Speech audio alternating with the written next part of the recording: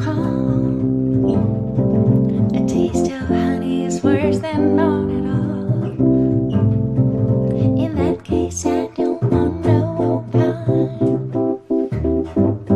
That would only break my heart.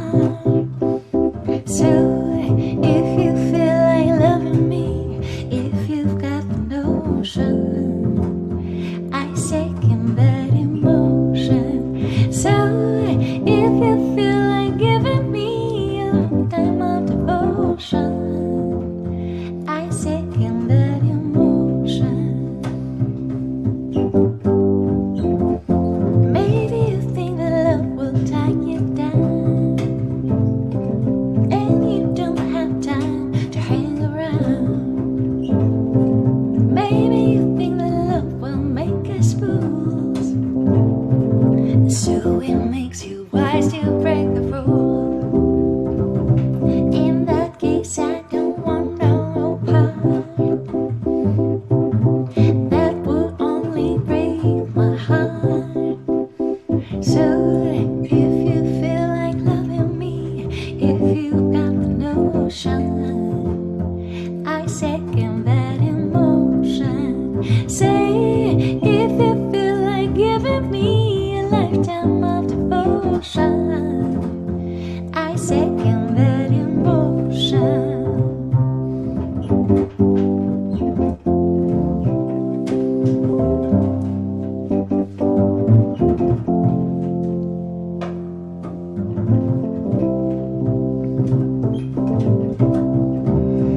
Oh, if you want no part, now baby, that would only break my heart. Say if you feel like loving me, if you got the notion, I second that emotion. So if you feel like giving me a lifetime of devotion, I second that emotion.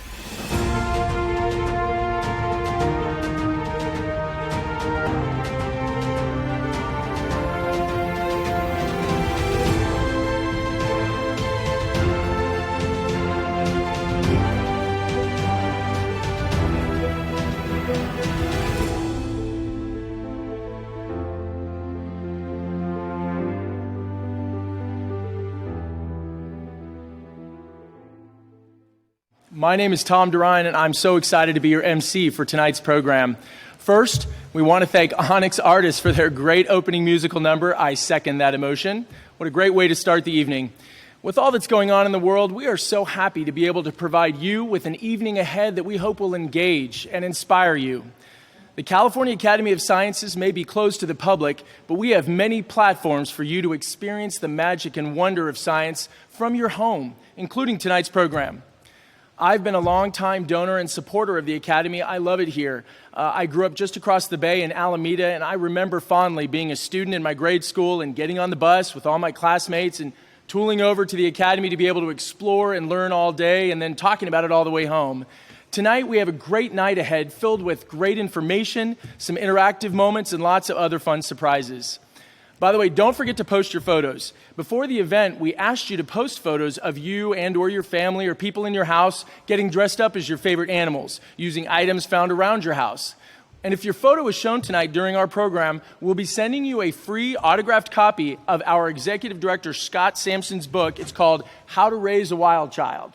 If you didn't have a chance to post your photo before the program, no worries. Please do so tonight using the hashtag #BigBangLiveOnline with your photo. Also a reminder, if you haven't already done so, be sure to download these 2 California Academy apps on your phone, iNaturalist and Seek, S-E-E-K. We'll be using these later on in the program tonight. Finally, I hope you've all had a chance to make your own signature cocktail for the evening, Leaf No Trace, thanks to our friends at Humboldt Distillery. Hope you have a sip of that and join us for the rest of the night and have some fun. Tonight, I'm going to be asking you a few trivia questions as we go through the evening, and we'll also be asking you to chime in on other topics throughout the night through the Q&A box in Zoom, as some of our panelists will also be asking you questions. Let's get started and get right into that with Academy Trivia question number 1. What year was the Cal Academy founded? 1849, 1853, 1859, or 1867? You should see the poll pop up on your screen in just a second. So think about that and then vote, and we'll see how we did. Just click on the answer that you think is correct. There's only going to be 3 wrong answers, not a problem. Everybody voted? You've had a chance? Let's take a look and see how we did. Have you all had a chance? 4 answers, pick one. The Academy was founded 167 years ago on an evening in 1853. Just 3 years after California joined the United States, 7 men assembled in a candlelit room in San Francisco and built the first science academy west of the Atlantic seaboard. Now, it gives me great pleasure to introduce to you Libby Patterson, Chair of the Board of Trustees at the Academy. Libby? Hello, and on behalf of the Board of Trustees, welcome to the California Academy of Sciences and to our first ever Big Bang Live Online event. Thank you so much for joining us this evening. We've missed seeing you, and we're glad to have you back at the Academy. These are challenging times, and we want to express our care and concern for the health and well-being of our community, our country, and our entire world. Our hearts are with all of those who have been impacted by this pandemic. Thank you to the healthcare workers for your tireless care of those in need. Thank you to all the people providing essential services. Thank you to our city and state leaders for thoughtfully guiding us through this crisis. And for all of you staying at home, washing your hands, keeping your distance, wearing masks, thank you for doing your part to prevent the spread of COVID-19. We also want to thank the hardworking Cal Academy staff. Our biologists continue to care for our nearly 40,000 live animal residents, and our operations staff is keeping our complex building and its systems running smoothly. Our educators are providing a treasure trove of online resources to students, teachers, and families around the world. Our scientists are continuing their research and the care of our collections, all 46 million specimens. In addition, our Academy leadership team is working tirelessly from home to address the multiple challenges of today and creating a strategy for our future. Just a few weeks ago, the California Academy of Sciences celebrated its 167th birthday. Since 1853, we've been through 2 major earthquakes, the Spanish flu pandemic, and our museum has moved in and out of multiple locations. Just over 10 years ago, we moved into this spectacular green building that houses the Steinhardt Aquarium, Morrison Planetarium, Osher Rainforest, and the Kimball Natural History Museum, all under one spectacular living roof. Even though our doors are currently closed to the public, the Cal Academy is resilient, and working together, we will continue our mission to explore, explain, and sustain life on our beautiful planet. And now I would like to introduce you to our Executive Director, Dr. Scott Sampson, who some of you may know as Dr. Scott from the PBS series Dinosaur Train.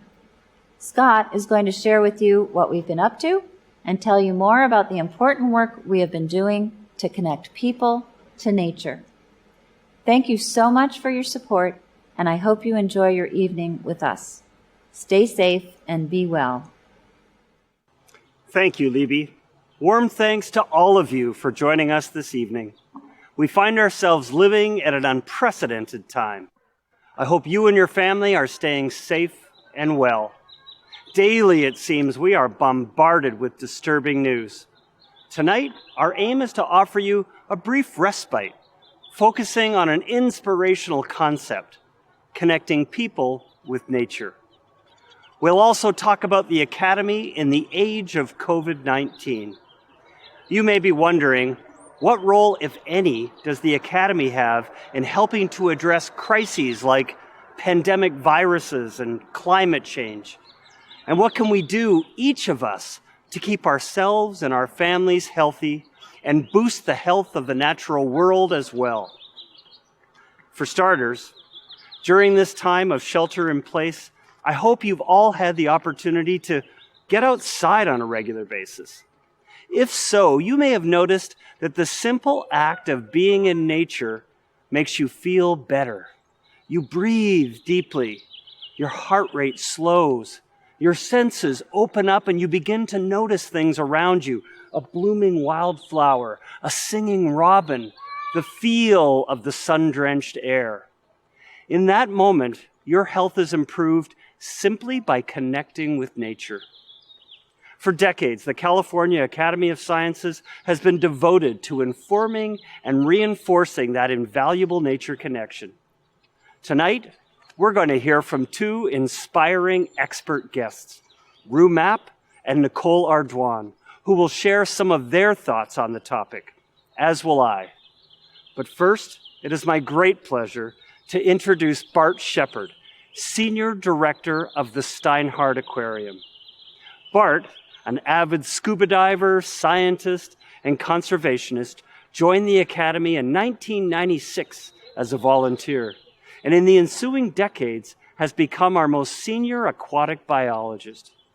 We hope you will enjoy a look behind the scenes with him at some of our favorite animal friends. Bart? Thanks, Scott. Hello, everybody, and thanks for joining us tonight. Like many of you, I'm sheltering in place at home with my wife, Kathy, and my two teenage daughters, Charlotte and Cece. But during the closure, we are operating the Academy with teams of essential workers. And like many of us, they're practicing good social distancing and hygiene. And we have them working on two non-overlapping schedules so that we minimize the potential for cross-contamination across those teams. And luckily, we have good expertise in this area. This is something that we do every day. We have a continued focus on minimizing disease transmission across our animal population within the Academy. I'd like to take a quick second to thank our biologists, veterinarians, dive officers, security operations teams, and the engineers who are in the building every day, ensuring that we have the highest quality animal care and welfare for the animals in our population, such as many people's favorite Claude, the albino alligator. Now, feeding the animals, of course, is an important part of what the biologists are doing, but it's really only a small part of their jobs. They have to manage animal interactions during feeding, and as like you see here, this is Claude. Actually, this is an older video where Claude helped himself and fed himself on one of the catfish in our swamp exhibit. You know, it happens every once in a while. And the alligator snapping turtles are trying to take that away from him. And this is the kind of interaction that the biologists work very closely to minimize. And the way that they do that is that they station train the animals, and they learn to feed from different spots so we can separate them and monitor their intake. And like when you're training your dog at home to sit or stay or do anything like that, it takes consistency and a repeated approach, an approach every day working with these animals. And so that's one of the things that they're doing. This is also, it's important in some of our larger mixed species exhibits, or in the cases where we may have groups of animals of the same species that are kind of difficult to tell apart, such as in our stingray lagoon. And here you can see this is the ray lagoon. You'll notice there's a number of cow-nose rays that are up in the water column. And one of our biologists, Ryan, is getting into the water here to work with the animals to hand feed them and to train them. The rays are also station trained, so they come to specific places and so that we can separate the individual species and track individuals. And what Ryan's doing here as well is desensitizing them to the presence of an animal, presence of a human in the exhibit and the touch of that human. And that works. It's especially important when we start to look at doing routine medical exams, which, you know, all of the animals in our population at the Academy receive high quality routine medical exams as part of an integrated animal health program. And this extends to everything, basically, including some of our feathered friends, such as the penguins. And we could see the penguin video here. Here you'll notice this is Amy, and she's feeding the penguins, and not only feeding them, but tracking how much each bird eats, what type of fish, whether that fish had a vitamin inside it or other medication. And that's a part of the job. But one of the training and behavioral tricks that we do, the work that we do with the penguins, is here they're standing on a scale. And so they're getting weighed, and in order to get their fish, they'll step on that scale and be weighed. And that's similar to when you or I go to the doctor. One of the first things they do, of course, is weigh us, maybe measure our height, take our blood pressure. And those baseline measurements are important for us as we continue to monitor the health and vitality. Now, our African penguins are part of a managed animal program, a species survival plan, where birds are shared and exchanged across accredited zoos and aquariums in the United States to maintain the highest genetic diversity among the population in human care. And these are penguin chicks that were born at our facility a couple of years ago. And you'll see Freeland Dunker, our veterinarian, giving them their first full medical exam and checking them out. Now, we actually, even this morning, in the middle of all of this going on in the world, had 4 birds that were transported from the Academy, and they are on their way to the Cheyenne Mountain Zoo in Colorado as part of recommended breeding by the African Penguin Species Survival Plan. And that's a part of the role that we play in exchanging birds and maintaining this high level of genetic diversity. One of the things that we hope that will happen in the coming year or so is that we will have penguin chicks again of our own. And you know, it's hard for us to predict the time for that, because really the most important details to that are up to the birds. We have very little control over that. But we did want to extend an opportunity tonight to have an interactive option for all of you to be able to help us select the name of our next penguin chick. And so we have 5 names that we have chosen, and we would like to help you choose the finalists that when we have our next penguin chick, this will be the bird's name. And I believe we're going to put a poll up, and you'll see these 5 names and be able to select your winner, the one that you prefer. So the 5 names are Jacques, which is of course named after Jacques Cousteau, the famous oceanographer. Oswald, which we probably will shorten to Ozzy. That's after Oswald Cobblepot, who is the penguin, the villain in the Batman comic.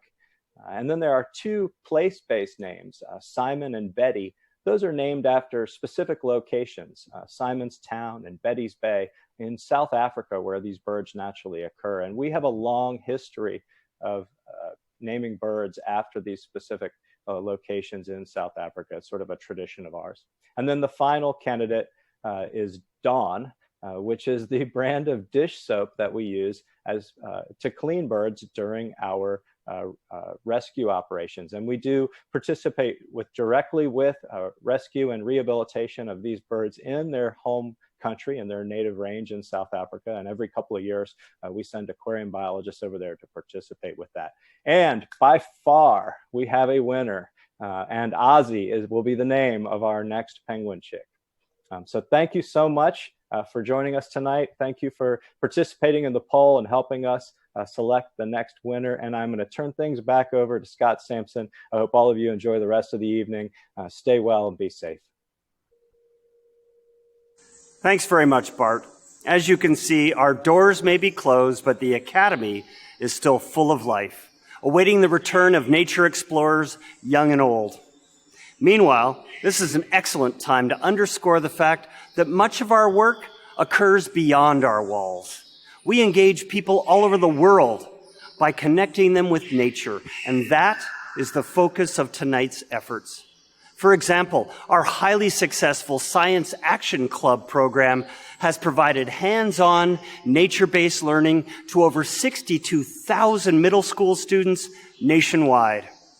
Recently, our educational staff launched a new online resource, Academy at Home, featuring videos, lesson plans, animal webcams, and digital collections for children, youth, and their families to access for free at home. We've seen a massive increase in our online engagements in recent weeks. The Academy also manages the single largest citizen science platform in the world, iNaturalist.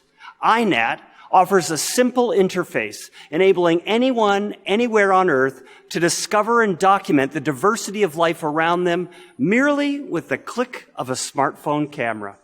Over 35 million observations have been made by almost 1 million citizen scientists on iNaturalist. Meanwhile, our citizen science outreach team is also a global leader. Beginning tomorrow and running through Monday, you are cordially invited to participate in the 2020 City Nature Challenge, documenting plants and wildlife in your neighborhood using iNat. The data you collect will help protect biodiversity and make our cities greener, healthier places to live. I hope you'll join the fun. Yesterday was the 50th anniversary of Earth Day. By coincidence, it was also my birthday. Yes, Earth Day is my birthday. As we celebrate 50 years of Earth Days, we must confront the state of the world and our role in it. COVID-19, climate change, and species extinctions all provide ample evidence that humans have a pretty tumultuous relationship with nature. Things need to change, and fast, both for the health of people and the places they live. That's why Cal Academy's efforts are so important. We are well positioned to be a leader in this effort to reconnect people with the natural world. Tonight, we ask for your support to sustain these impactful nature connection programs. Now more than ever, we simply cannot achieve our ambitious goals without your help.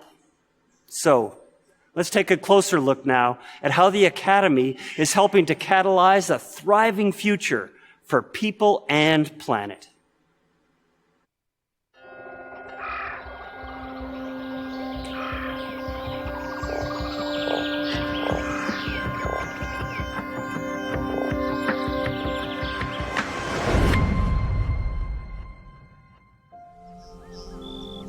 I was fortunate enough to grow up basically a free-range kid, and I used to go into these woods with my friends, and we would have wild experiences. It didn't matter what your age was, what your color was, how much money you had. All my life, nature was a place where everybody could belong. I'm originally from Los Angeles, and there weren't really parks around me. My grandparents' backyard was my nature. There's been this huge indoor migration such that the average kid today spends about 7 to 10 hours a day looking at screens indoors and about 7 minutes a day playing outdoors. It turns out it's having a dramatic impact on kids. Now we're seeing escalating incidences of obesity, attention deficit disorder, diabetes, depression, even myopia, because we don't need to focus our eyes at long distance. This generation of kids could be the first ever recorded to have a life expectancy shorter than that of their parents. Right now, nature's at risk globally. We have a tide of extinctions happening around the world. Over 1 million species at risk. Arguably, over half the species alive today could be gone by the end of this century if we don't change course. But take pictures of everything, so we should. So, and there's a pretty short. There is no separation between nature and human beings. We are nature. Without nature, we can't really survive. We gotta protect it, or it's gonna be gone one day.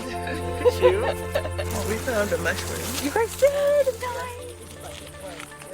One of the things the Academy already does, and we're going to strengthen even further, is citizen science. That's where the average citizen can literally come out and engage in really doing science. There's a sense of urgency with this mission of saving the world and saving nature. We have to solve these problems not in the next couple decades, but the next 10 years. And so this idea of how can we do this stuff fast? And for me, that's one of the powers of citizen science. You're doing science that you can never do alone because you're getting lots and lots of people involved, but you also have a built-in group of people who are getting more and more engaged. iNaturalist is not just a tool for doing science.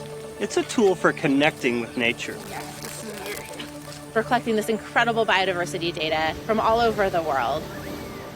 The kind of extra bonus is that people are more connected to nature at the same time.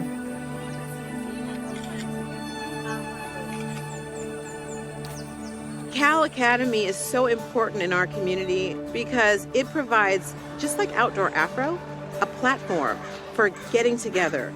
From the evenings that they have for young adults to the experiences I've had taking my own children, it is there for people at whatever level of learning they're ready to embrace. We're giving the opportunities for students to get really hands-on, a program that serves all San Francisco students, whether they're from a private school, public school, Title I school, all demographics.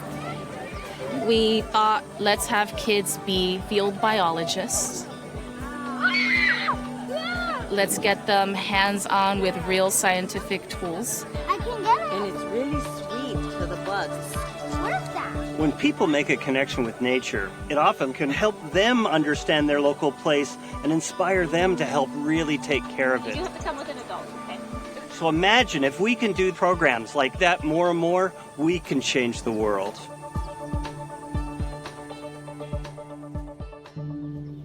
Our future is at risk, due largely to the seminal problem of our time, a profound and deepening disconnect between humans and the natural world.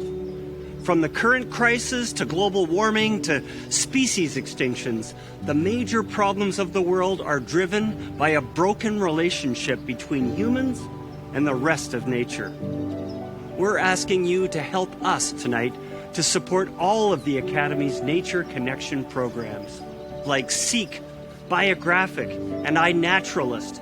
And today, as millions of children around the world shelter in place, our Academy at Home platform hosts a wealth of learning resources, live streams, virtual visits, and project ideas to keep them excited about learning wherever they are. As we develop, deliver, and sustain these programs, your support is vital. We're here to serve you, but we cannot do this without you.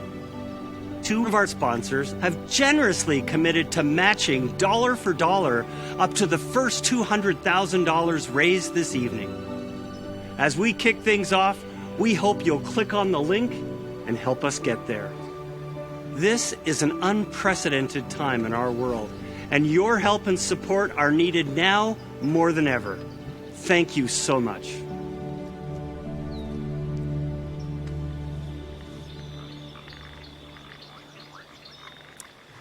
Thanks, Scott, and to you watching at home who are excited to help with the Academy's wonderful Nature Connection programs. On your screen and in the Zoom chat box, you'll see the website give.calacademy.org/Big Bang. You've heard about the incredible work that the Academy is doing to connect people with nature. And as Scott said, our goal tonight is to raise $450,000 from our supporters. Two $100,000 donors have generously pledged to match, dollar for dollar, the first $200,000 that we raise tonight. Amazing nature connection programs like Seek, Biographic, and iNaturalist, the single largest citizen science platform on Earth, they all help to promote nature exploration, dialogue, and critical research around the globe. And let's not forget about our science action clubs, which deliver outdoor learning to 10,000 youth and training to hundreds of after-school program leaders in over 400 communities throughout the United States. Your contribution will help us offer transformative, nature-focused experiences and resources to students, teachers, scientists, and the public. Let's take a look at the website so you can see how easy this is and how it works. Again, give.calacademy.org/bigbang. You click on the donate button and off you go. We'll check in tonight about how we're doing throughout the evening. And I know you're getting asked to donate to a lot of many other very worthy causes right now. But what we're asking for is at the core of what makes this place so special. It's why we're all here tonight and why so many of you have tuned in for the program. Our passion for science, our hope for the future, and our love for this very special place, the Academy of Sciences.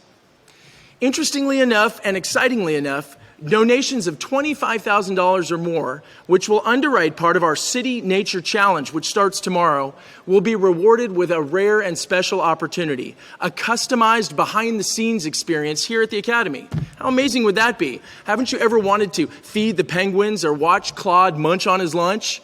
With a donation of $25,000 or more, the Academy will provide a bespoke opportunity for you.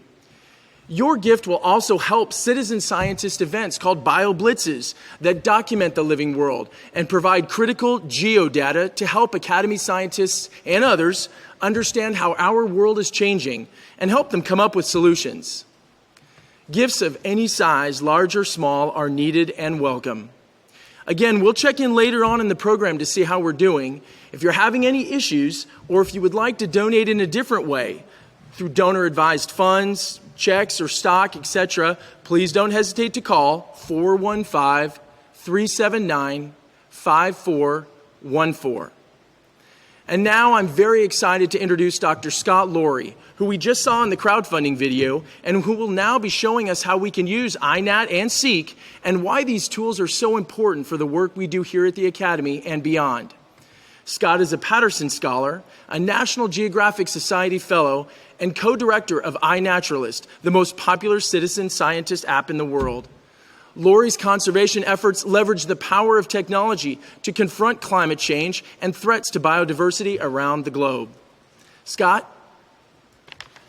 Great. Well, thank you so much, everyone, for this opportunity to talk about this. I mean, thinking about the history of the Academy, over 100 years in the early days of education and engaging people, connecting people to nature with world-class exhibits in the museum, and then doing science and conservation through this unique collection. And we're so excited to be a part of this effort to sort of bring these activities into online and outside of the buildings, the walls of the Academy. So my name's Scott Laurie. I co-direct the iNaturalist program at Cal Academy. And I just wanted to give a quick example of some of the things that's been happening recently with iNaturalist.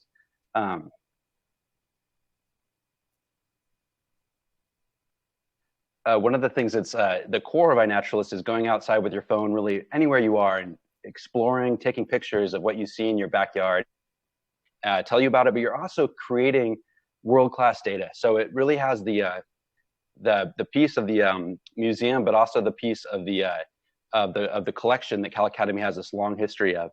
And because you can literally do this activity anywhere in the world, one of the things that's been interesting to see is what's happening during this COVID crisis, this pandemic. And it's been really neat to see that this is an activity that many people have been able to take with them in home. This was just an example of 10 articles I did with just a Google search of coronavirus and iNaturalist of various people advising that this is a good opportunity to take with you inside. This is just in the past 24 hours. So this is just data of who's actually using iNaturalist right now in the last 24 hours. So we've had over 20,000 people post over 95,000 observations from around the world. So you see those little dots representing 17,000 distinct species. So just for context, that's almost twice the number of bird species in the world that we've been able to census with this global community of people around the world, which is pretty exciting. The next slide I wanted to show is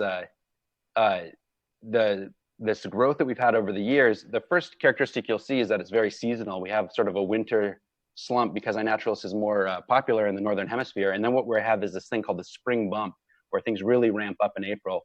And we were unclear what was going to happen this year because of the pandemic, but we've been pleased to see that, in many ways, this spring bump is as strong as any. Those peaks you see are the City Nature Challenge that Scott and others mentioned. And what's so exciting is the City Nature Challenge starts tomorrow. This is a competition between hundreds of cities around the world, everybody getting out in force and sort of that sense of solidarity of exploring and documenting nature together. We're really, really excited to see what this will be like during these stay-at-home conditions. So the last thing is I wanted to quickly sort of demonstrate how to use iNaturalist and Seek. I wanted to say that this data is globally relevant. About 91% of the data shared with the Global Biodiversity Information Facility in the last 3 years in North America, that's not birds, sort of a different situation with bird watchers, was generated by a naturalist. 11,000 of those species that were generated by a naturalist, species records, haven't checked into the scientific record for over 40 years. So we really are getting an amazing glimpse of the natural world. And one of the things that's really cool is in addition to just sharing this data with the scientific community, we've been increasingly using this data to train our own models to sort of understand, take the pulse of ecosystems, synthesize this data to understand how to solve the conservation crisis. And one example of those models of synthesizing this data, which is also just kind of neat, is what we've been doing with computer vision. So one of the things we struggled with iNaturalist is how do you reach sort of a broad audience who maybe is a younger audience of children who who can't really participate in online social networks and don't really want to share their information. I mean, every biological record is really a record of where you are as well. But with our computer vision, we've been able to make a sort of a game called Seek, which is really sort of an iNaturalist light. It's a way of just trying to get people engaged and started with this. So I wanted to demonstrate the Seek app because I think it's a great place to get started if you're not sure that you want to join a social network or start sharing your information or and just want to kind of get started. So Seek, the first thing it does is it shows you the species around you. So I'm sure many of you are familiar with this little western fence post lizard that we all know and love. You can scroll down and see a map of it. It's kind of cool. These are all the different places that it occurs in the world. Seek is all about fun competition. So we have badges and challenges that you can participate in. We've seen a lot of things on Twitter where teachers are literally making assignments to their students to sort of collect various badges on Seek and participate in the challenges. In terms of the computer vision aspect of it, so we have this model that I talked about literally running inside the screen. So if I point this at an object, you see how it says Bermuda buttercup? And I can take a picture and it'll tell me about the Bermuda buttercup. I just got a prize and I can learn more about it. I can also post this directly to iNaturalist from Seek. And we're really working on trying to get that flow of getting people further along this voyage of discovery and sort of becoming more sort of card-carrying citizen scientists. This is a Japanese camellia. You see it says that up there. This is just a seed that I picked up, which is the elephant ear tree. And it's even getting that seed, which is kind of neat. So this is the actual tree, Guanacaste, which is actually a tree from Costa Rica. And I don't have any animals on hand, but I wanted to demonstrate one thing that's kind of neat too is so this is a butterfly field guide. So it sees it gets that one to species, but this one over here doesn't get it to species. It just gets it to genus. So if I take that one, it won't know exactly what it is, but we can use all the millions and millions of records in iNaturalist to really try to help people understand what this might be and give them some options. In this case, this is the western tiger swallowtail. So we really hope during City Nature Challenge that you'll get outside and use Seek or iNaturalist and just try to really get started wherever you're at to creating data and engaging with the natural world.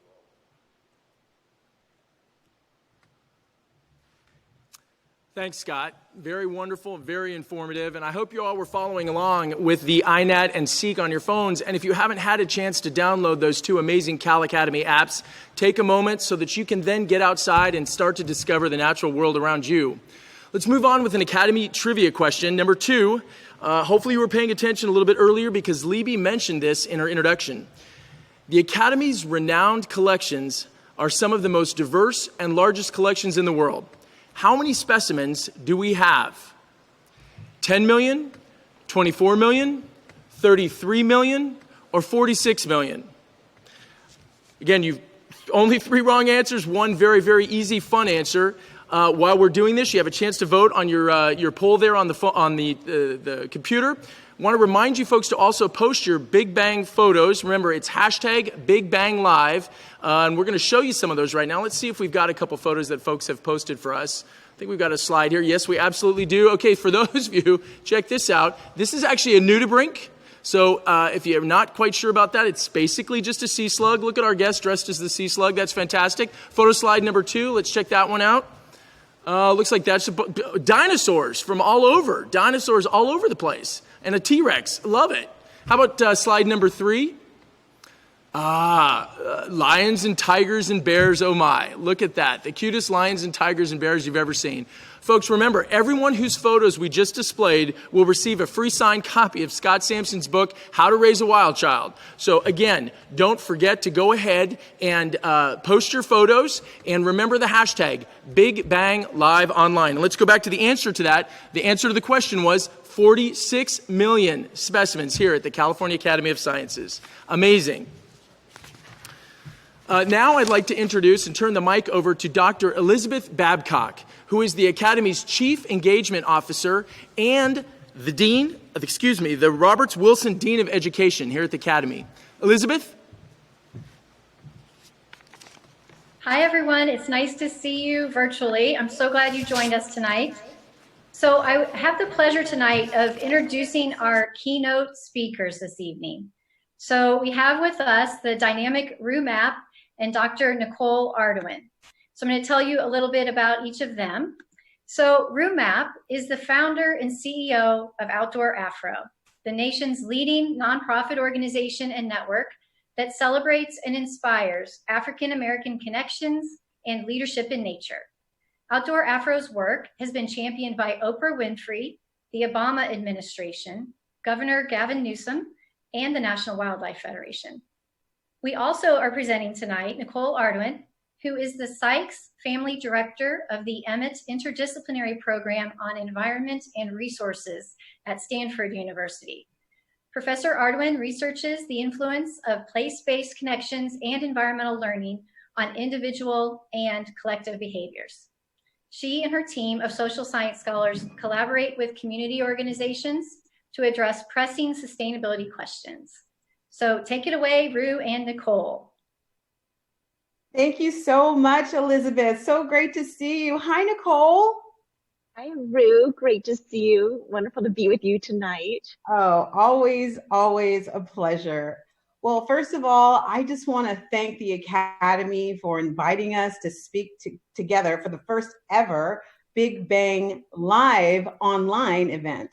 And as you've heard, I'm the founder of Outdoor Afro, and what a lot of people don't know is that I was raised in the Academy through so many field trips throughout the years, and I was also raised on just generally a fine environmental education curriculum throughout my entire life. And so this work is so near and dear to me, and it's no mistake that I'm doing the work that I do today because of that strong foundation in environmental education. And, you know, I'm just so glad to be talking with you, Nicole. You and I, when we get together, we lose track of time. There's just so much to cover. Do you want to say a little bit about yourself? Sure. Well, indeed, you know, Rue, since we've had the opportunity to think about tonight and plan for tonight, we've had a couple of phone calls where, you know, time just slips away. And so it's always a pleasure to work with people in this field where we're also passionate about connecting people in the natural world. And so that's what I get to do every day in my day job. As you heard, and as you know, I am a faculty member here at Stanford. I direct the social ecology lab, and I have a group of social science researchers. We look at motivating environmental behavior, both as individuals and collective environmental behavior. And we've at times been challenged, and I think you start to lose a little bit of hope. It can be a challenging time, but on the other hand, I feel like there's no more important work to be doing right now. And I think there's so many people who are really motivated by these kinds of questions. And so I'm so excited to be talking about this idea of connecting people to nature right now. So many people are finding respite in nature. And I know that the Cal Academy is really an organization that's done that for so long. As I was reflecting on this evening and this invitation, I remembered my first time connecting with Cal Academy was when I was doing my dissertation work back in 2002, and I was on a tiny boat in the Galapagos Islands, and I met 3 or 4 Cal Academy scientists who were so inspiring. And I was just really moved by the work that Cal Academy had been doing for hundreds of years in biodiversity conservation and thinking about the role of people in biodiversity conservation. So I'm delighted to be here. That's wonderful. Well, we're here to talk about the transformative power of connecting humans with nature. And as you can imagine, we were asked to talk about this long before COVID-19, but I can't think of a more relevant time to be talking about the importance of the outdoors and nature at a time like this. And, we all recall that as soon as we were having to shelter in place, one of the first things that people did in droves was turn to nature. Our parks, our public lands were visited, unlike we had seen on busy holidays. And park staff and park infrastructure was overwhelmed by the response, but it really signaled to all of us just how important nature was to turn to. And the impact on Outdoor Afro, of course, was immediate. Outdoor Afro has networks in 30 states, and we have a participation network of about 40,000 people. And so right away, we had to stop doing our Outdoor Afro events and find other ways, other creative ways to get people connected to the outdoors. And we've been thankful for all the creativity, such as what we see tonight, where we have virtual solutions that are helping us to connect not only to nature, but also to one another. So if you notice that as you go through the program here, we've got a very interactive opportunity for you to ask questions of us. So we want you to type them in the Q&A box in the Zoom at the bottom of your screen, and we will do the best we can to get to as many of your questions. So Rue, while you're inviting people to type their questions in for us and to respond to polls as they pop up, I have a question for you. I know that you work so hard, you work tirelessly all the time anyway, and I'm curious to know what you've been doing to nurture yourself and to make sure that you're okay during these really challenging times. Yeah, thank you so much for asking. And I think that for many of us, it has not only come with challenges having to be sheltered in place, but also incredible opportunities. And I travel a lot, and I'm constantly running a very packed schedule. And it's been really great for me to actually turn inward, turn into my family, turn into my home, turn into my neighborhood. And I have been tasked to rethink nature, rethink the outdoors. And I've been really excited by seeing the ways that others have been doing the same. On a regular basis in the morning, I enjoy my coffee looking out over my backyard, and I'm sipping, sheltering in place, and birding at the same time. The thing that strikes me always is that, I look at my lazy dog laying, on the front porch, or the birds that are, preening for each other's attention, is that they're oblivious to all of this. They know nothing about COVID-19. And there's a lesson about being present, about being connected to something that's much bigger and that will continue to lumber on regardless of our human concerns. And so, it's been a reflective time I've seen, not only, in my own community, but also in my own life. And I think that this is a grand opportunity for us to really rethink outside and get back to the windowsills, those front porches, those apartment balconies. And of course, we have our virtual tools. But I think this idea that we need to get into our cars and go to a remote place to have some real peak experience in nature is something that I think we have to rethink, so that we're having an asset-based conversation that really takes stock of what we have all around us in such the way that Naturalist is helping so many do. Absolutely. Yeah. Absolutely. So what about Nicole? How are you dealing with all of this? And what are you thinking about? Well, it's funny. I love that you said that people are getting out on their back deck and rethinking nature and rethinking the outdoors. I think, like probably so many people with us here tonight, I am grateful that they're joining us by Zoom, because after about 2 days of shelter in place, I think, I came up with what I thought was a new term, but I'm guessing I wasn't the first one to say it. I felt zoomed out.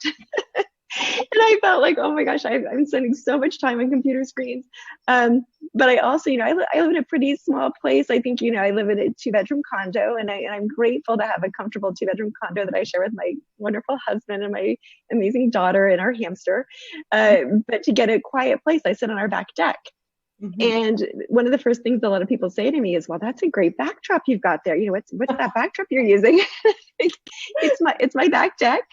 And it's a back deck that is abundant right now with lemons and kumquats and the trees that are out back, but also my neighbors and the neighbor kids that I can hear outside. And, I think it is an interesting opportunity to rethink what we mean when we say getting into nature. And I know that we talk about this a lot in our field. This idea that certainly I love going to Yosemite and Yellowstone and the Grand Canyon, but nature is really all around us all the time. And I love the phrase, Robert Michael Pyle, who's a lepidopterist and an essayist and a poet. He talks about nature in a vacant lot. And there are an awful lot of vacant lots around me that are just abundant at this time of year. And I love that when I just take a brief respite from my Zoom meetings, that I can go and see all kinds of things that are springing up at this time of year. So it's a time, as you said, to really just maybe put on a fresh pair of eyes as I look at the world around me, reconnect with my neighbors in a new way, and remember that while a back deck may not be the best place for all of my meetings, it truly is a gift to sit out there and spend my days out there. And so I just, I'm encouraging my students to also rethink when we talk about nature, to rethink what we think about when we talk about nature. That's great, Nicole. Thank you so much. Well, we want to hear from you. Last I heard, there were about 2,000 people on this call, so I was super excited to get a lot of participation potentially. So there is going to be a poll that will appear on the screen, and I would love for you to vote. So if you've stepped away from your screen, now's the time to ease your way back. And we want to hear from you and are curious, and after I read the question, please click on the answer in the poll that will appear on your screen. Ready? All right. What's your favorite way you have been connecting with the outdoor world? Okay, and you can choose as many answers as you'd like. And we would encourage you also to think about, we recognize that, again, there are a lot of people who are living many different kinds of settings. And so we're really interested in hearing from you in creative ways. Absolutely. Great. So Rue, I see some interesting questions that are popping up here, and I know that we'll get to a lot of these at the end. Oh, great. Another question that has really been on my mind, and it's something that came up in the last couple of conversations that we have had, is this desire and this hunger and this motivation for action. And I know that you have been such an action-oriented person in your career and in your personal life. You're really an incredible mover and shaker, and someone I've admired ever since I've known you for the past decade. It's been such a pleasure and an honor. And I'm curious, what you would share with me and what you would share with our other friends who are on this Zoom with us this evening. When you think about what is it that you're encouraging people when they ask you, what should they be doing right now? People are eager to do something, and what's your advice? Well, sometimes being still is doing something, right? I think that we're, such an action-oriented, busy-oriented society that we feel as though we've got to have the answer, and we've got to have the answer now. What I hope instead happens is that we have a very long memory for this moment, that we take in as much of what is changing in our society, what communities may be affected adversely. I mean, we already are aware of vulnerable communities, and I think that this pandemic has absolutely exposed what we already know as the data unfolds of who's disproportionately affected. And what I think we can stay grounded in our quiet is the understanding that nature is a healer. And we can turn to nature's lessons to solve all of our problems, and also realize that equitable relationship to that source, that's nature, has never been more important. And so I would, encourage us to take a step back from the impulse to fix it, and just to make sure that we're grounding ourselves in what's happening right now, and think about, what are our commitments to each other, what are our commitments to nature, and how can we stand up in powerful ways to support the work of organizations like Cal Academy, or show up for policy decisions that help our natural world be supported in the ways that we clearly need it. So that's what I'm thinking about a lot right now. It's early, and things are still changing by the day, but I think that the answer is going to be found in nature. I really appreciate that perspective, and I have to say, as you were sharing that, I see that we've got some responses to our poll coming in, and it's interesting. I think that the responses to the poll would support some of what you're saying. A lot of people are saying that they are taking nature walks, that they're spending time doing exercising outdoors, which is, to me, suggests that people are really taking this time to savor the world around them and spending time close to home and in their community. And that certainly supports a lot of the research that our group has done. We've been working for the last couple of years, especially in California state parks and in national parks, redwood parks around the area, and looking at the relationship between people's connection to place and connection to each other, and how, under what conditions that motivates people to undertake pro-environmental behaviors, and especially climate-related behaviors, not only in the short term, but in the long term. When do those connections to place and to each other motivate people to take these behaviors over the long term? We find that that connection to place is really critical. It's an essential variable, and an essential variable in feeling connected to each other. And so I think that this time, when people are spending time slowly walking and exercising and seeing the world around you, is so important. It's a really essential element to taking action. It's a precursor to taking action. Absolutely. I know that, I hear over and over how delighted people are to be doing some of these activities that I see in our poll. And I was really excited to see stargazing, because that's something that's available to everyone. We think a lot about, we think about accessibility usually in terms of park infrastructure. And so I'm also really delighted to see that the things that people are doing are things that are free and are accessible to everyone. Going on a nature walk in my own neighborhood has just been phenomenal. I don't have a park here where I live in Vallejo, California, that's in walkable distance to me, but I've got a ton of nature. And as you mentioned, Nicole, it's everywhere. And having the time to just take our time to notice it has really been a gift in this moment. That's a great point. And I have to give a shout out to my parents who live in the Washington, D.C. area. My dad is a retired science teacher, and he was also a planetarium director. So I think he would be excited to see stargazing as well.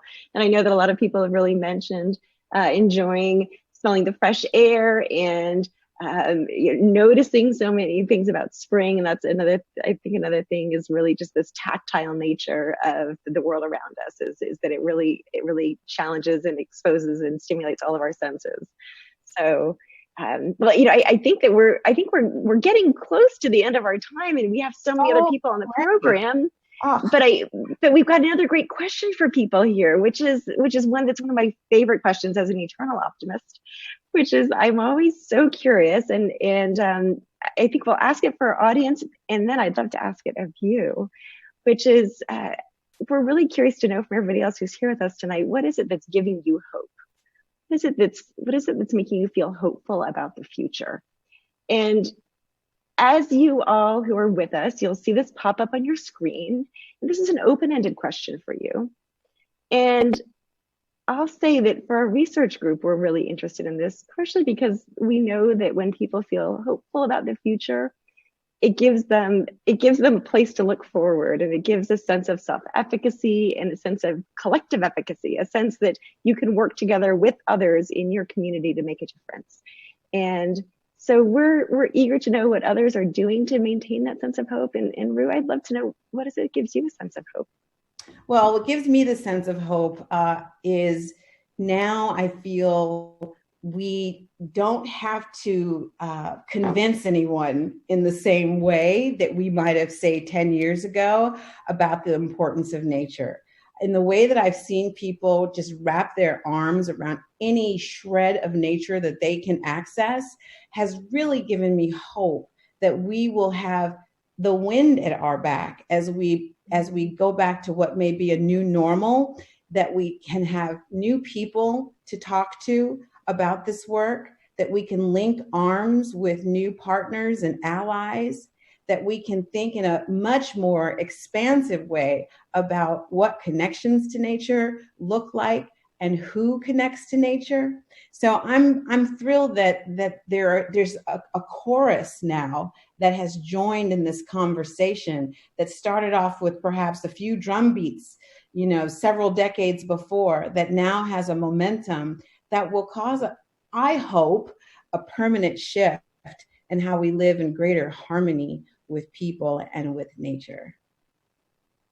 I love that. That is a really beautiful vision, and I think it's one that's actionable. We like to talk in our group about actionable hope and rational optimism and actionable hope, and I think that those are really some great building blocks, because they are things that you can actually imagine doing, not only as an individual but with others. And so thank you for that inspiring vision.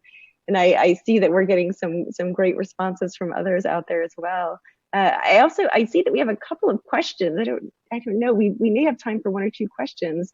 And Rue, one of the questions is directly for you. It's about how you got the idea of outdoor Afro. I would love to hear you talk about that. Oh, wow. Well, outdoor Afro is a lifestyle, and I think it ties a lot to what we've been hearing tonight. There's no accident. It wasn't like this big light bulb moment that I decided to do outdoor Afro. Certainly the moment was this, intersection of opportunity and awareness and courage. But I grew up in this foundation of connecting with nature. And it's because I grew up in a nature-loving family. It's because I grew up here in the Bay Area with access to technology and activism that it all came together for me, and it keeps evolving. And I think that, we all have our way to express leadership in this work. And it's the organizations like Cal Academy that, really have been the engine behind a lot of innovation and young people finding their voice in the outdoors and also in leadership as adults. So happy to talk about that more. That's a long conversation, but thanks so much for asking me. That's great. Well, I'm also seeing as we're talking, and I keep looking off to the side. It's not because I'm not completely focused on all of you out there in Rue, but I also am so excited. I see all these new answers coming in about what gives people hope, and they're fantastic. We have that people are talking about noticing the budding trees and flowers and more birds, their bird feeders. People having this sense of really sustenance from nature, and that nature will always exist, and there will always be people who are caring for the earth and for each other. And someone is also talking about how their child is raising ladybugs, which I think is, it really is. I think, again, it gets back to this idea that that we're really taking respite in things that are all around us, but noticing them in a different way. So this, in our group, again, we like to talk a lot about zooming in and zooming out, but it gives us a sense of being part of something big in this wonderful, humble way. And that's what I'm seeing from a number of these responses. So I love it. Really good.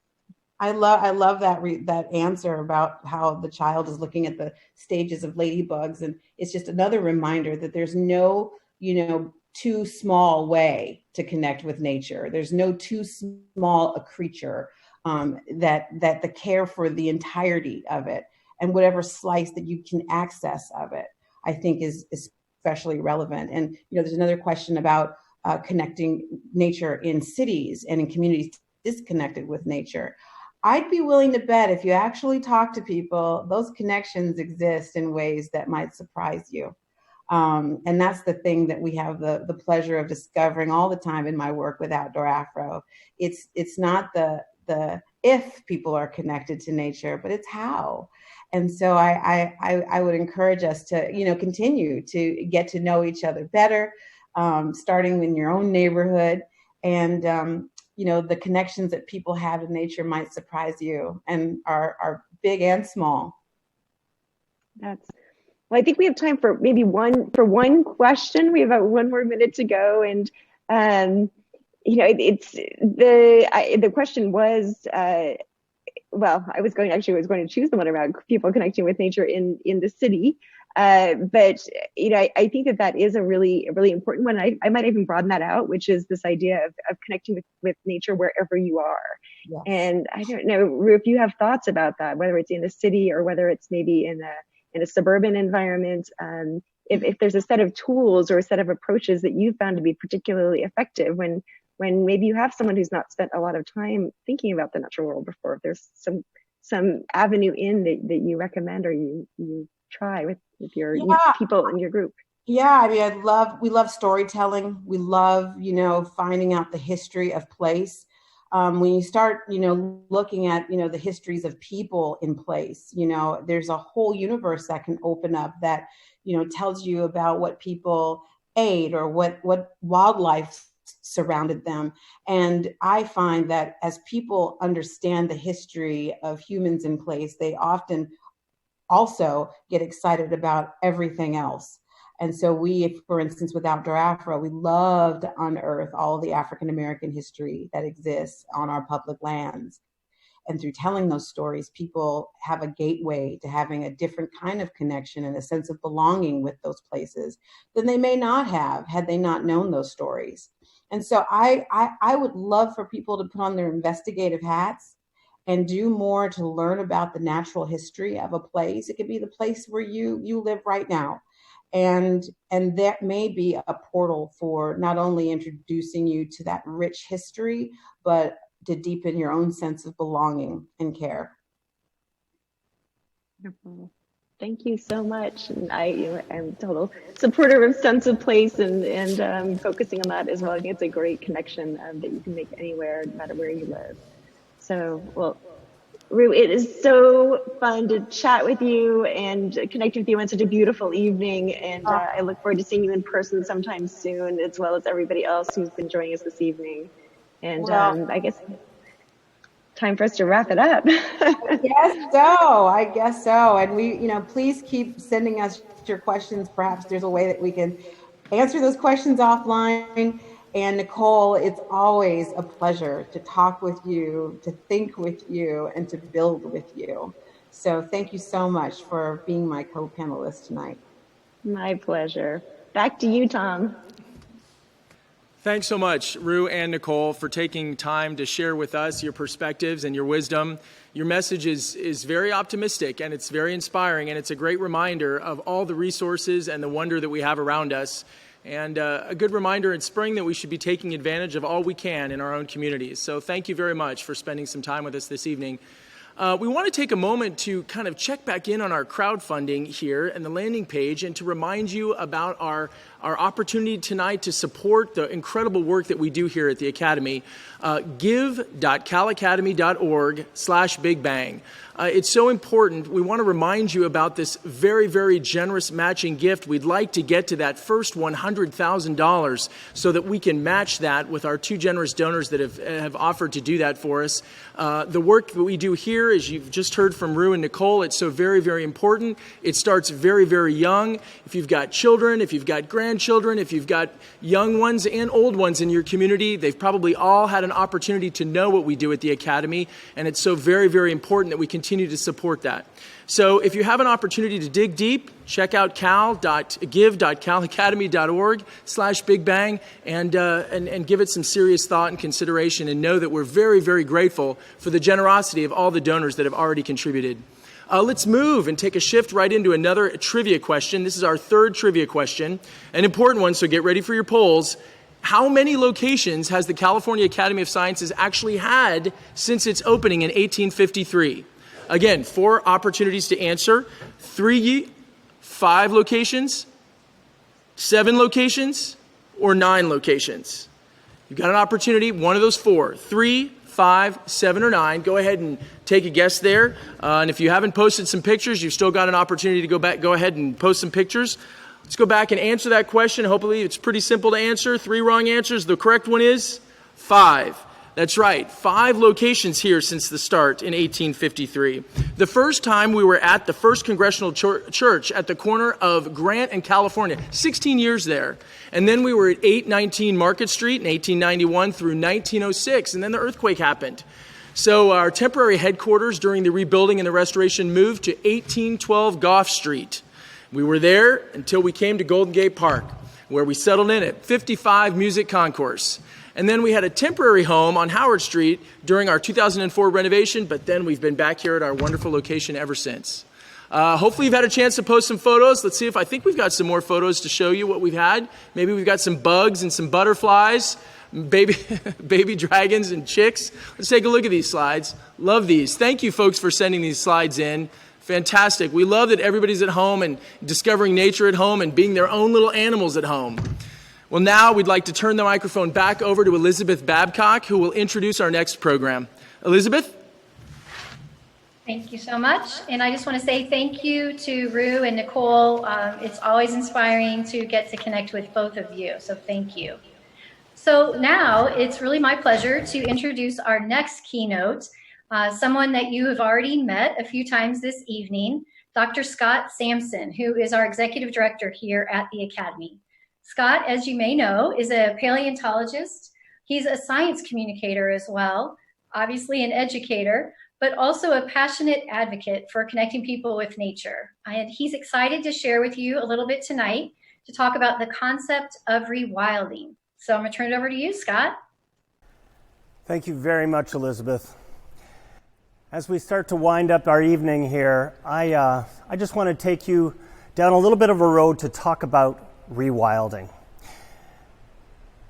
Just a few weeks ago, seems like forever ago, but it was late February, my wife Tony and I went to Lake Lagunitas in Marin County. And we went there to participate in a BioBlitz. And many of you likely know already that BioBlitzes occur when scientists and expert naturalists get together with amateurs, people we call citizen scientists, to document all the biodiversity they can find in a given place.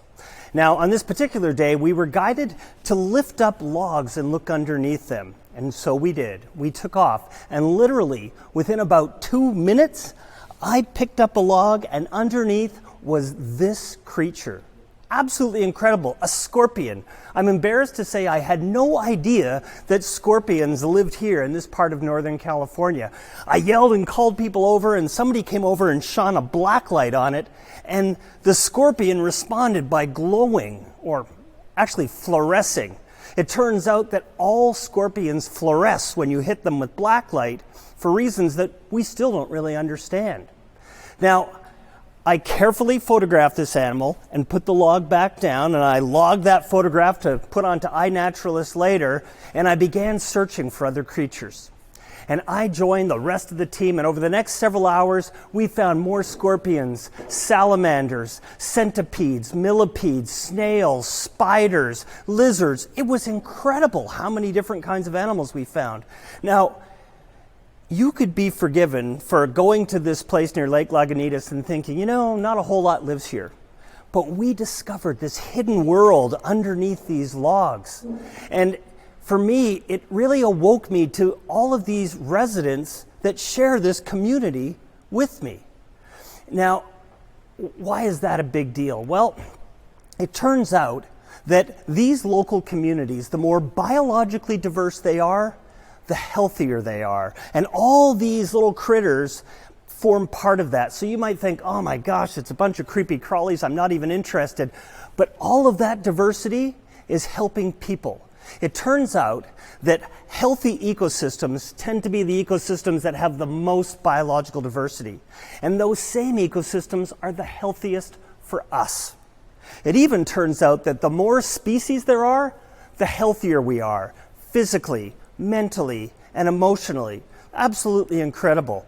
Now, we hear a lot about the loss of species, and we're even hearing talk now of a mass extinction. What we don't hear much about is the precipitous decline in wildness. And I want to give just one example. If we could time travel back 12,000 years, which might seem like a long time, but it's really only 120 human lifetimes, we would find a world that would make today's Serengeti look pathetic. This place was the Serengeti on steroids. Right here where I'm standing, you could have seen mammoths and mastodons and horses and camels, armadillos the size of Volkswagen bugs, and ground sloths that were even bigger. And those are just the plant eaters. On the meat-eating side of the scale, there were wolves and lions and saber-toothed cats and cheetahs and jackals. There was even Arctodus, the short-faced bear from hell, that could rear up to 15 feet tall and run at breakneck speeds.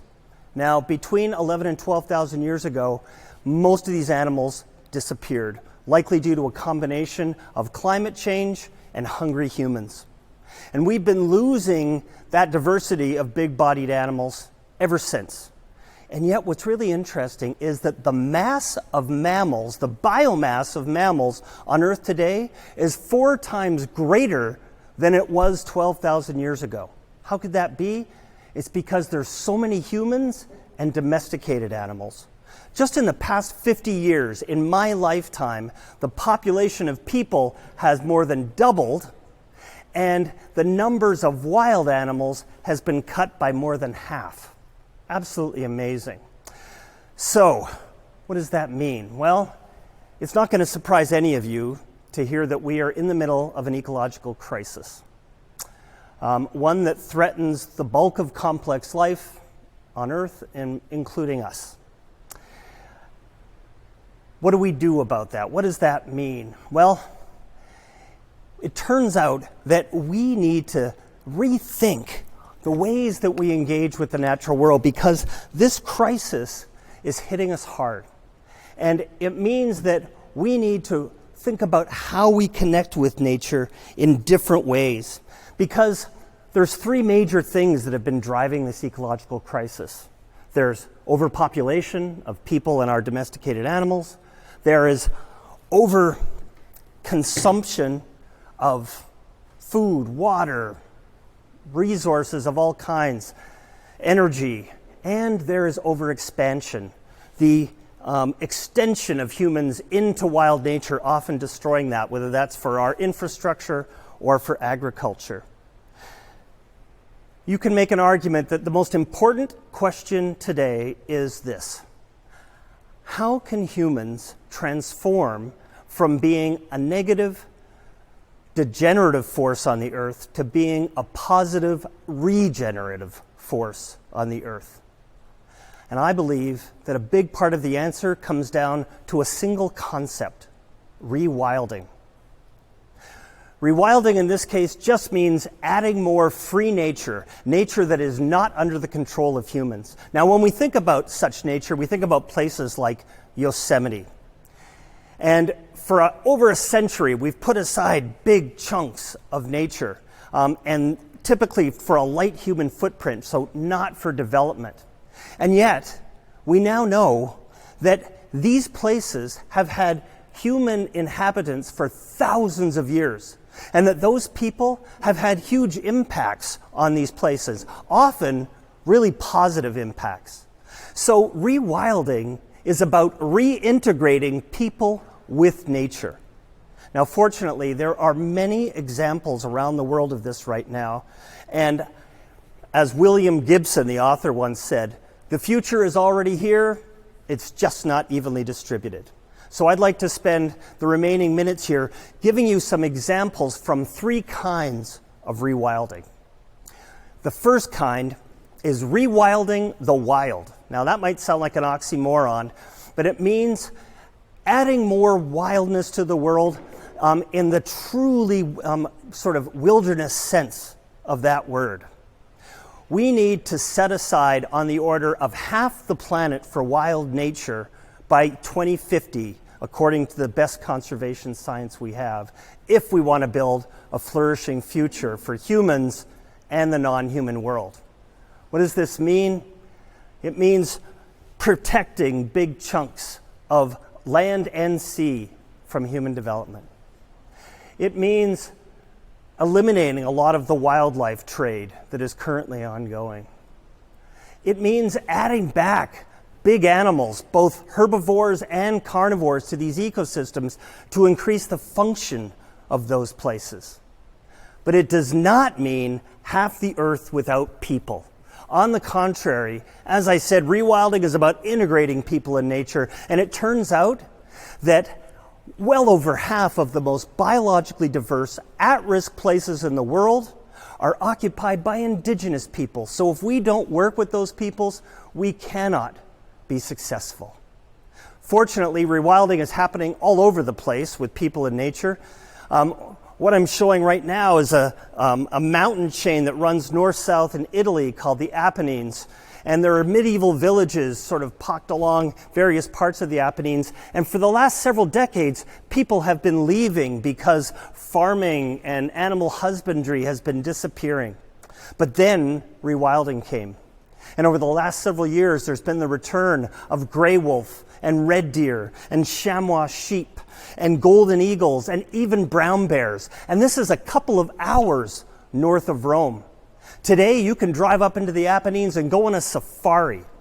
So this rewilding has offered new economic opportunities. It has helped people restore their traditional cultures. And it has helped people connect with nature.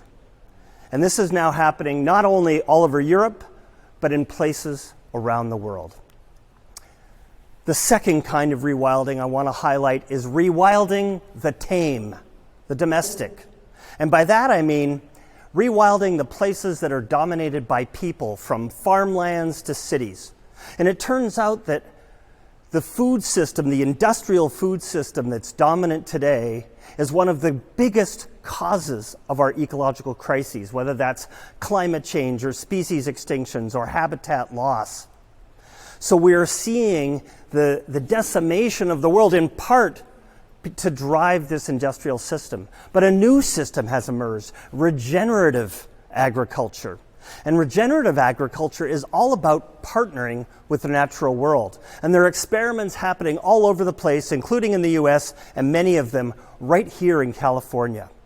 And with regenerative agriculture, we improve the health of the soil. We bring back the organic matter. We bring back the biodiversity of all those organisms that live in the soil. And we store carbon in the soil as well. We draw it down from the atmosphere. Above ground, we rotate crops and livestock to help bring back local diversity, once again partnering with that so that these regenerative agriculture plots can actually improve the health of local ecosystems. And that takes me to cities. Cities are the places where we think of the wild things aren't. But that is changing. We are welcoming nature back in cities. This is Singapore, a city of 5 million people, and it's also a city that is rich in nature. There are many citizen scientists here. There's teams of biodiversity experts that are welcoming nature back to this city. Singapore as a whole covers 276 square miles, and over half of that area has green cover now. And this is just one example. It turns out that urban rewilding is pretty simple. If you plant native plants, the native insects will come back. And with the native insects come the native birds. So imagine if our cities could behave like forests, if our cities could actually help local ecosystems thrive. That is what we may be heading towards. And that brings me to my last example of rewilding, rewilding the human. As I mentioned earlier this evening, many of the ecological crises we face are caused by the disconnect between humans and nature. We tend to think of ourselves as outside and above nature. For us, nature is not relatives to be respected, it's resources to be exploited. So if we're going to have a rewilding revolution in the external world, we also have to have one in our internal world. We have to rewild people as well as the natural world. And to do that, we have to connect them with nature. Now, we're struggling to do that right now. In many ways, the youth growing up today have never been more disconnected from the natural world, but we know how to do this, and we need to drive it forward. And one of the main areas we need to do nature connection is in schools. We need to rewild schoolyards, turn them into ecosystems with native plants and gardens and nature play spaces and outdoor classrooms. We need to get this whole humans as nature concept built into the curriculum because it is backed by science and absolutely necessary.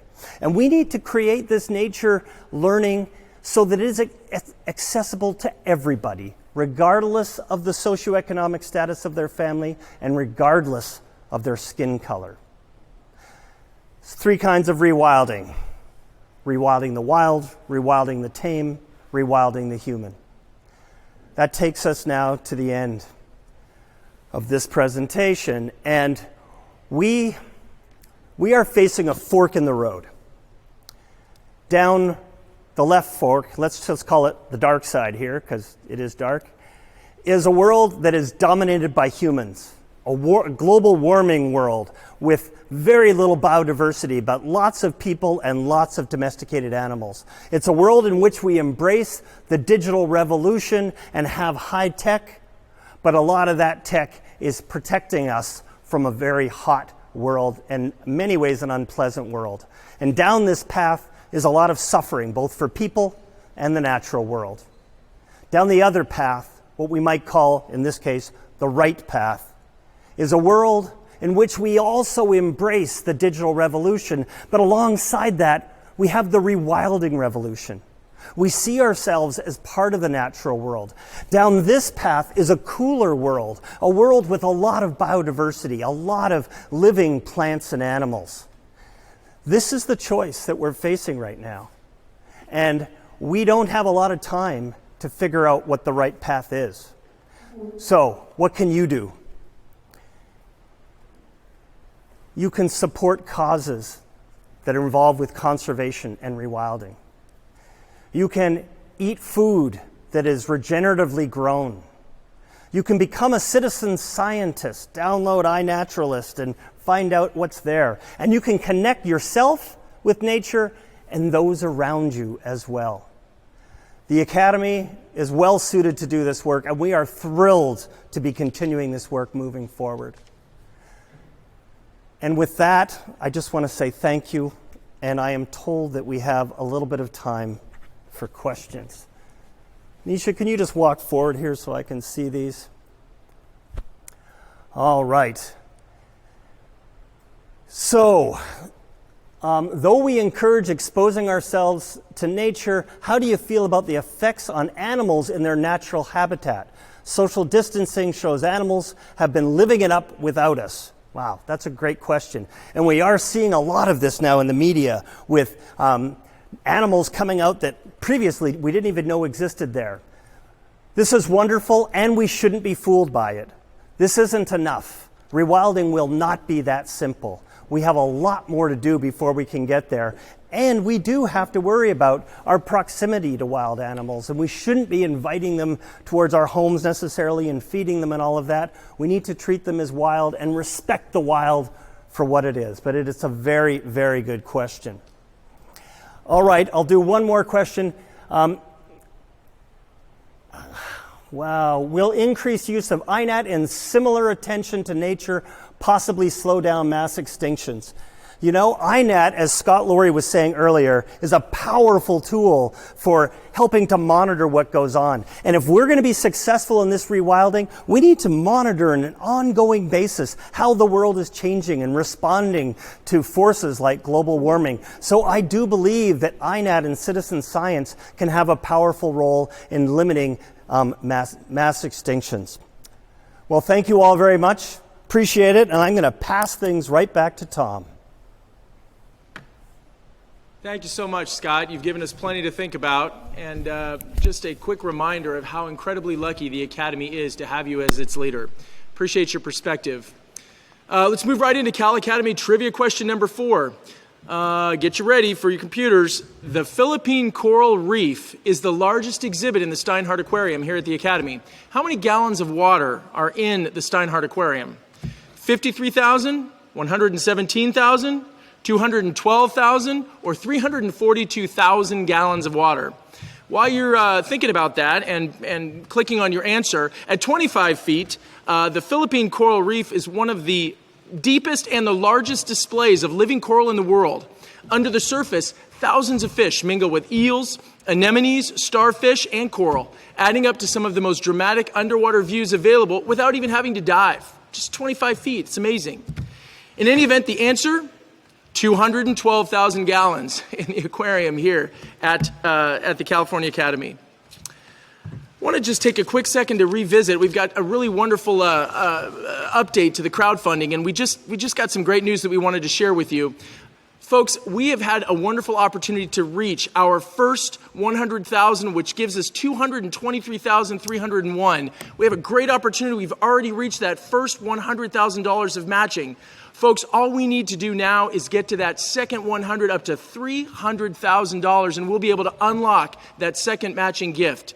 A very exciting time, and we couldn't be more grateful for your generosity and your care for the California Academy of Sciences. We don't get this done without you. We've got the rest of the night to be able to do it. Please consider helping us. Remember, it's give.calacademy.org/Big Bang. I think we've got a few photos left. I think I'm getting a little notice. We've got a few more photos. Let's go ahead and put the last ones up. Thanks for getting dressed and for sharing yourselves. Beautiful. It looks like little bears. We've got a little bear on the left and a little bear on the right. That's a slide. Let's see if we've got a couple more. Maybe one more. Oh, we got some bunnies. Love it when everybody dresses up as bunnies at home. Very cute. Just had Easter. Fantastic. Thank you so much. Oh, we've even got a couple more. Beautiful. Thank you so much for sending these in, folks. We appreciate it and look forward to your book, Dr. Sampson's book.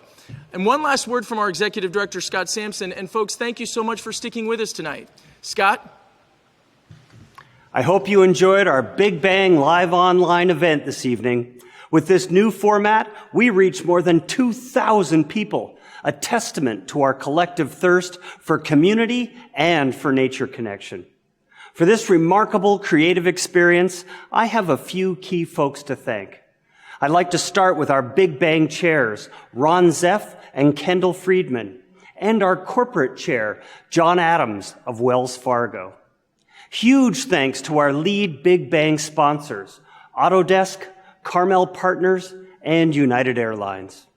Thanks also to Henrik Jones and Buck Hill Capital, as well as TPG for their generosity as major sponsors for this year's Big Bang.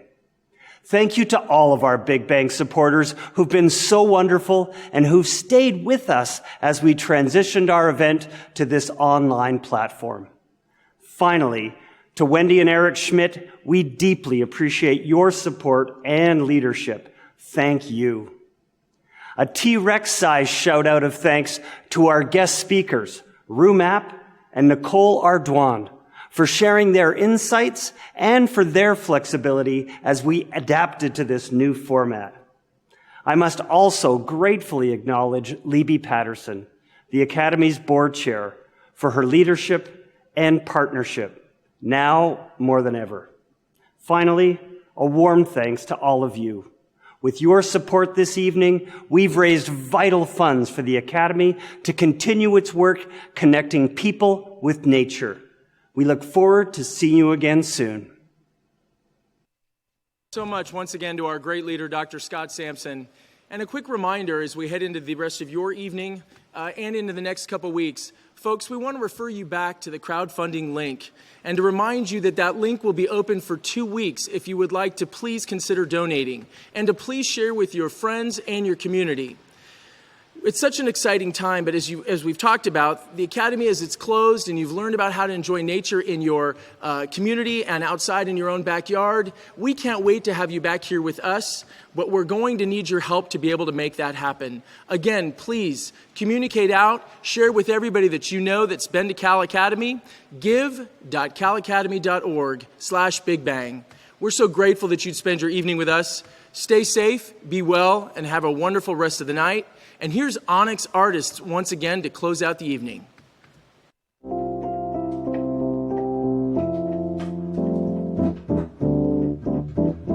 Though you don't call anymore, I sit and wait and think.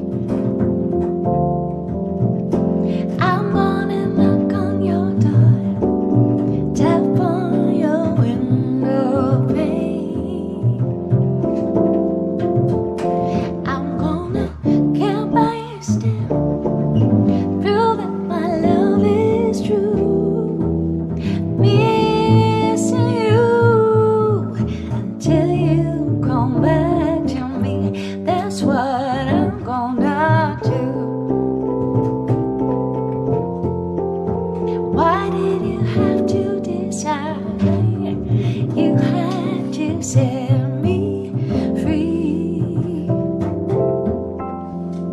I'm gonna swallow my pride, beg you to please see me.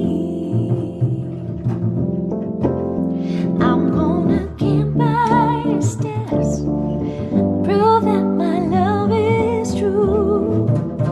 All for you, still you come back to me. That's what I'm gonna do.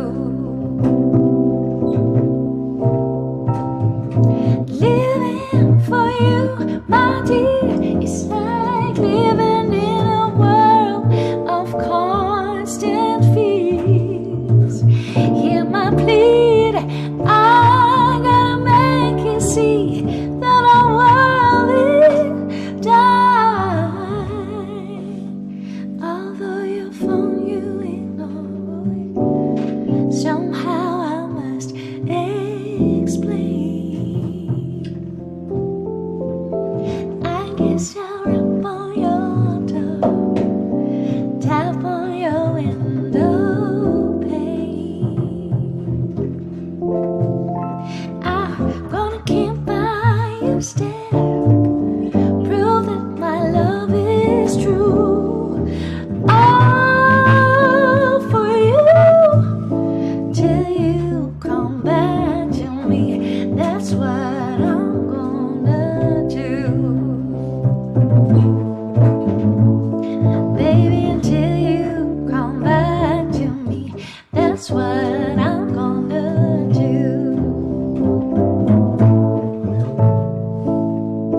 Till you come back to me, that's what I'm gonna do.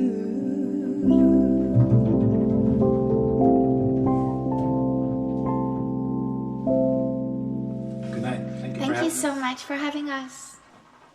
Have a wonderful night, everyone.